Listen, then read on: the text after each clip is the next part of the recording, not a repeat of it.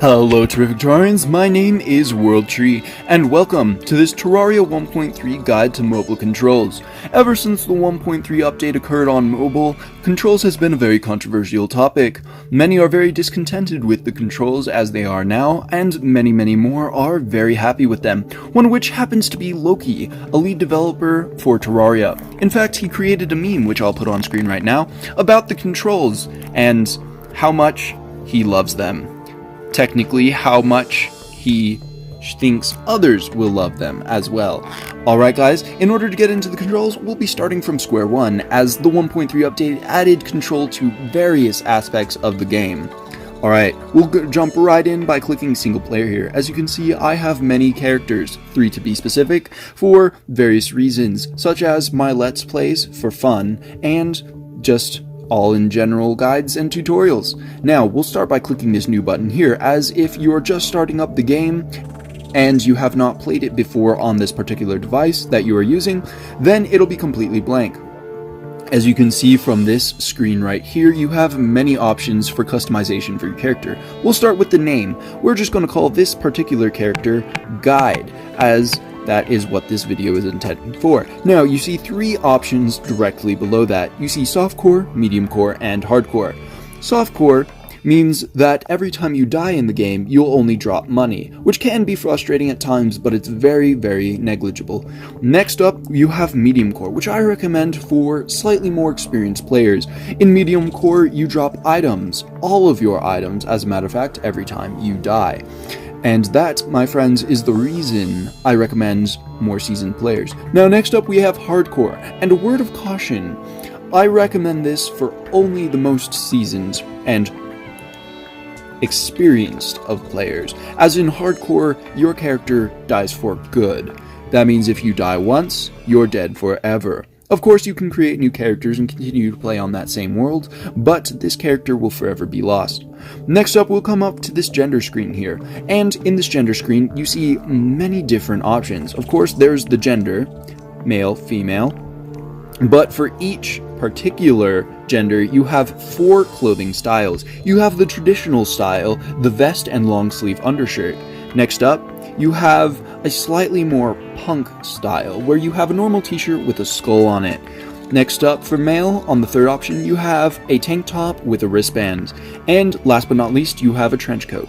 For the female character, you have the, once again, traditional outfit. And second up, you have the more punk option, but in this stead, this time you have a heart on your chest. Then you also have the tank top and wristband option, and instead of a trench coat, you have a long dress. And finally, on this screen, you have the randomize option. If you cannot figure out what you want your character to be like, you can kind of click through this a few times, get a general idea of what a character would look like with certain different styles, or sometimes you can just end up finding something that you really like just by doing randomize. Of course, many opt for customization. I actually really like the character as it is now, so I would go on and click create. However, this is a guide. Next up, we have the hairstyle option.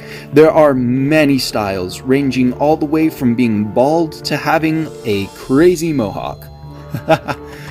But we're going to go with my personal favorite hairstyle, which happens to be this one. Next up, we have hair color. You can range anywhere on the rainbow spectrum. And if you cannot find a specific color you like, you can further customize with this second bar here. And once again, you can customize even farther by changing the darkness and lightness of that particular color. Of course, you also have the randomize option, which appears on every single one of these tabs, except the hairstyle. Next up, we have eye color, which is once again the exact same as the previous option. You go through the rainbow of eye styles, eye colors, and you customize those until you find something that you like. Next up, you have skin color, which is once again the exact same thing, ranging anywhere from bright red to a scaly blue. Next up, for those of you who have the traditional option, this would be your vest. For those of you who do not, this happens to be the skull, the wristband, or the inside shirt that is not the trench coat. And of course, once again, you can randomize your color, or you can choose your own color. It's the same for this. This, if you have the traditional, would be the undershirt, which has the long sleeves, or for my character, the more punk style, it's the shirt itself. For the next one, it happens to be the tank top, and then the trench coat. Next up, you have pants, which is the same for all characters. Of course, you go through the character color, and you choose, or you can randomize once again, and then finally you have shoes, which is once again the exact same as all the others with the randomize option. Now we're going to click create here. Your character is automatically created, and then you'll click play. For those of you who are just starting out, once again, you'll have a blank section right here where you won't have any worlds. You'll click new, and we'll start with name. We'll call this also guide, as that is the intent of this video. Next up, you have three options. You have size options. You have small, medium, and large. And the differences are quite large for each of these sizes. Not only do you have higher loot spawning in, you have completely different world gen, and you have chances for more crazy world gen. Of course, it also takes much longer to get to each side of the worlds. Next up under that, you have the mode of the world. You have normal or expert mode. Normal mode I recommend for newer players, or somebody who just wants kind of a leisurely time. Not that it will always be leisurely, as boss fights can get quite tense.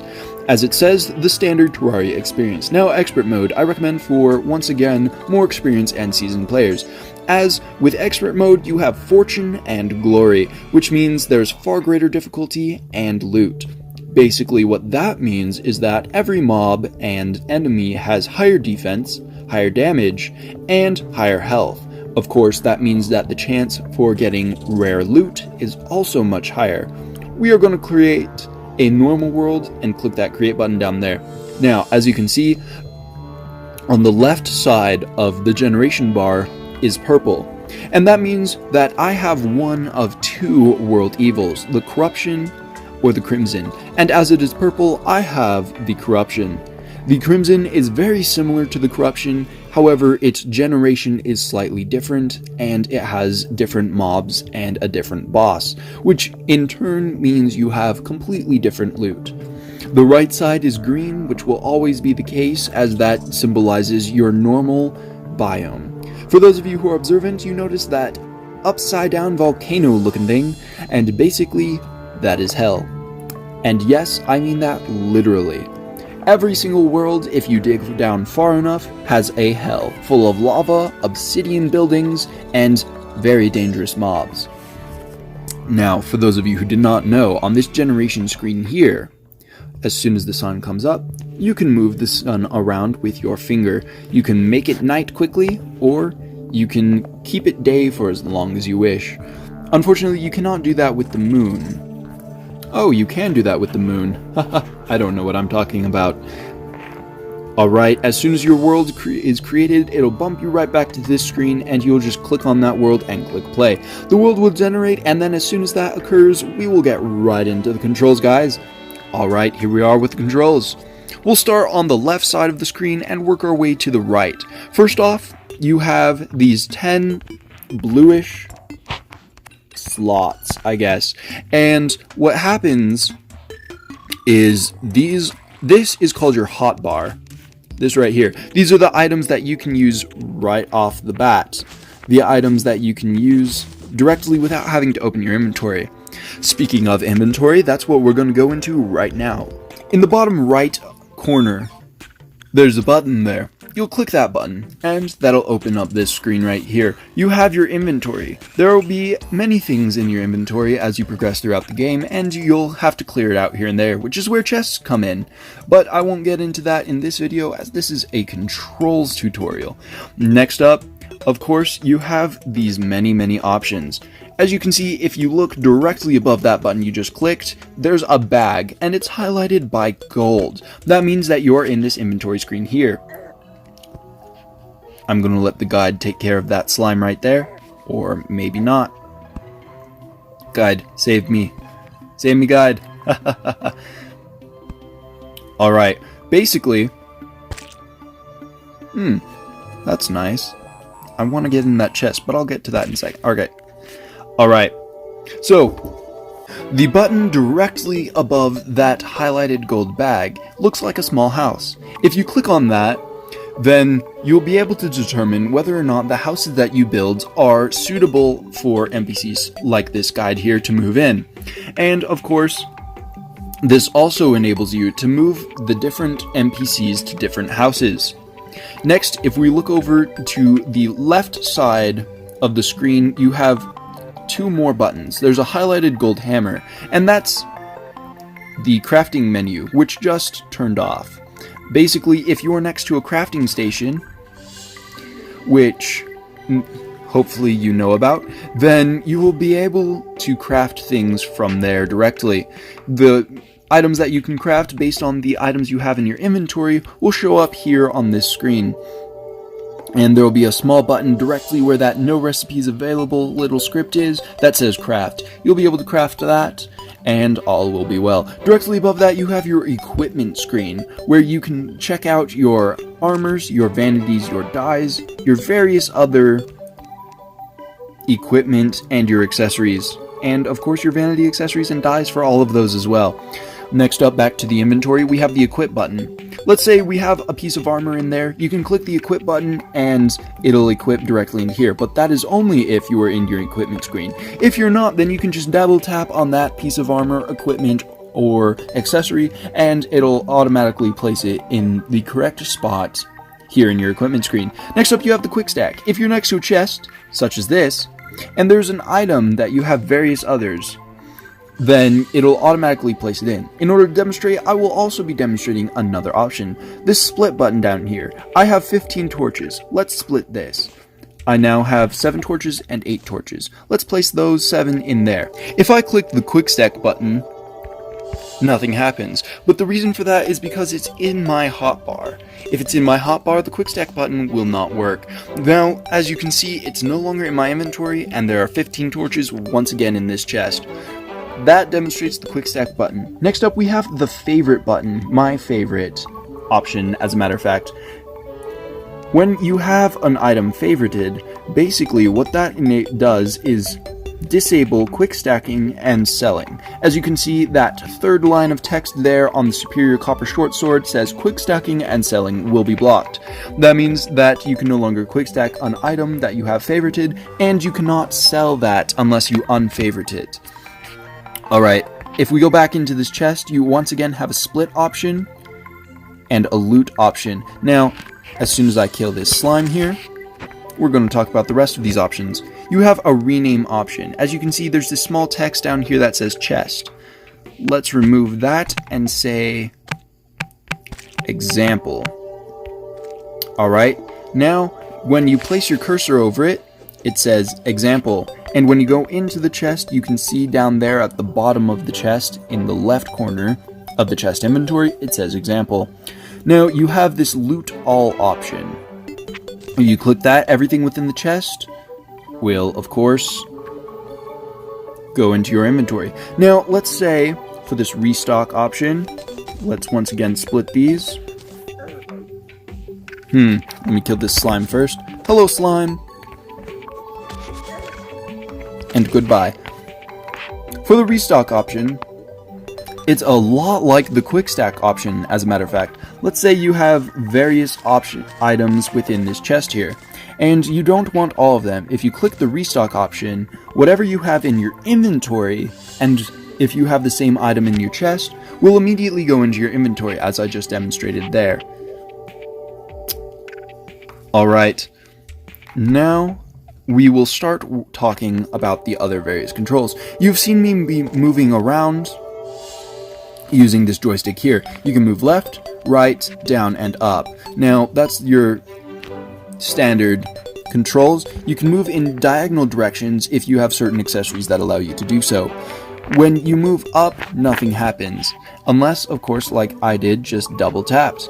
Now, you can toggle this option 4 different ways. You can have the double tap, which I just demonstrated, the single tap, which if you tap up, will enable you to jump, the legacy option. Basically, legacy options are the control options that were in the 1.2 version of this game before the 1.3 option.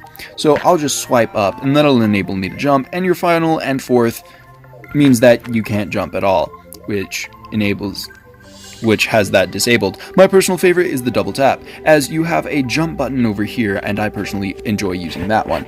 Next up, you have this use button here. Whatever item you have highlighted in your hotbar, you can use that item. And this right here, this highlighted button, is your smart button. Let's say wherever your cursor is, basically, the game will determine what item you need there. As you can see, I now have an axe on. I press and hold, and I will be able to use it. Let's say you're in a dark cave, and your torches are somewhere within your inventory and not your hotbar. You place your cursor, you click and hold that button, and a torch will be placed. Next up, directly below that, you have that target looking button.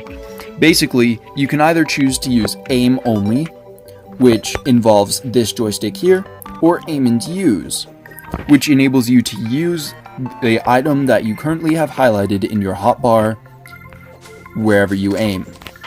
As for example, ranged weapons, you can use an aim. Let's say you have a bow. Wherever you aim with this cursor here, you will shoot arrows in that direction. But if you have this on, aim only, then you can only aim, and if you click the use button, then you will fire. Next up, directly diagonal that, you have this health potion button down here. It looks like this health potion. Basically, if you get injured, rather than having to click on the health potion in your hotbar and then click off to the side to use it, you'll just click that button and it'll enable you to use that health potion immediately without having to go into your inventory, because sometimes your potions could be all the way over here and you're in a tough spot like a boss fight, then you can just click that button.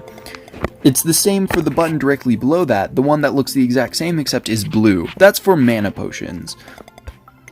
For example, if you're using a mage weapon, which uses mana, this little blue star up here in the corner, then you'll run out. And if you have a mana potion, you can click that button and your mana will immediately be refilled to the extent that the potion does.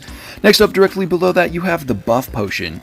As you can see, I have a recall potion. Now, in order to demonstrate this, I'm also going to take this night owl potion.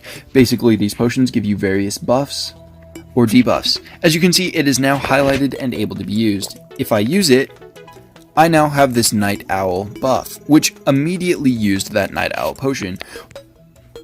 Alright, now, directly below, right next to that actually, is this minimize button. You can zoom all the way out to about 0.66 times the normal size, and then directly across from that you have the magnification button, which zooms all the way into 2 times the size, which is quite small and I do not enjoy playing that way, but it's useful in certain cases. Alright, directly across from that you have a target button, that little yellow triangle.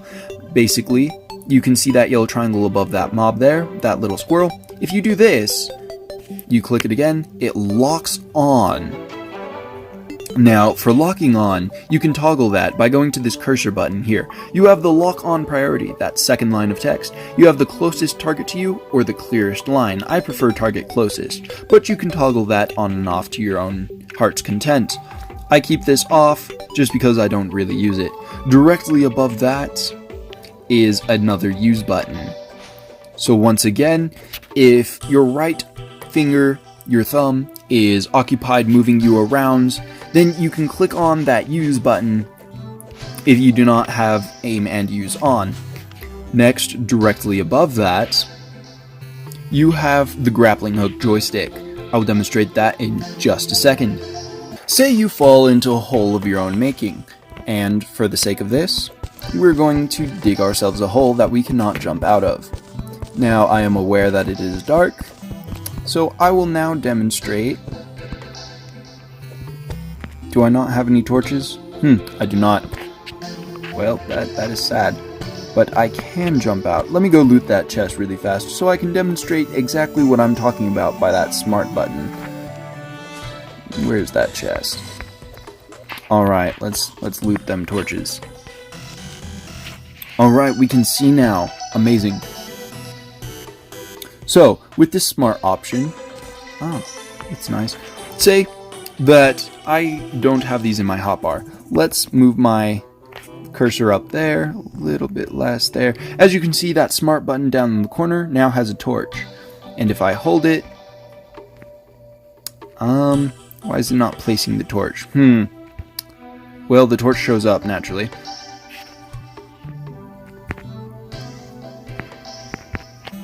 But yes, if you press and hold, it's supposed to place the torch.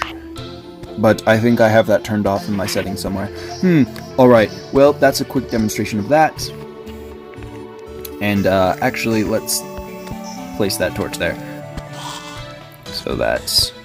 Alright, so let's actually talk about that building. So with the building, you can use the touchscreen like I just did there. You can build from your inventory, and it brings up that little magnified space there in the center of your screen. Or you can build... let me move this here. You can build using your aim and use button. If it's just aiming, then I do not believe it places unless you click that use button. Of course, if it's aim and use, then it does that. Now, yes, I was demonstrating... I see. I was demonstrating the grappling hook. So, if you have it in your inventory, or if you double tap and have it equipped, you can use this little joystick. Because it's a joystick and not a button. Whichever direction you swipe in, that is the direction your grappling hook will go. And that is very useful, my friends. Of course, we've talked about this aim button, and the aim and use and aim only goes in direct conjunction with this button, this little joystick here. Directly across from that, you have another jump mechanic button, which I personally prefer to use, as it's just simple and, I don't know, it just makes more sense to me. Directly under that, we have a button with a little saddle. If I did not have that, it would look like a different kind of saddle. As soon as you click that, if you have a mount, you will be able to use that mount on or off at a moment's or a second's notice, actually.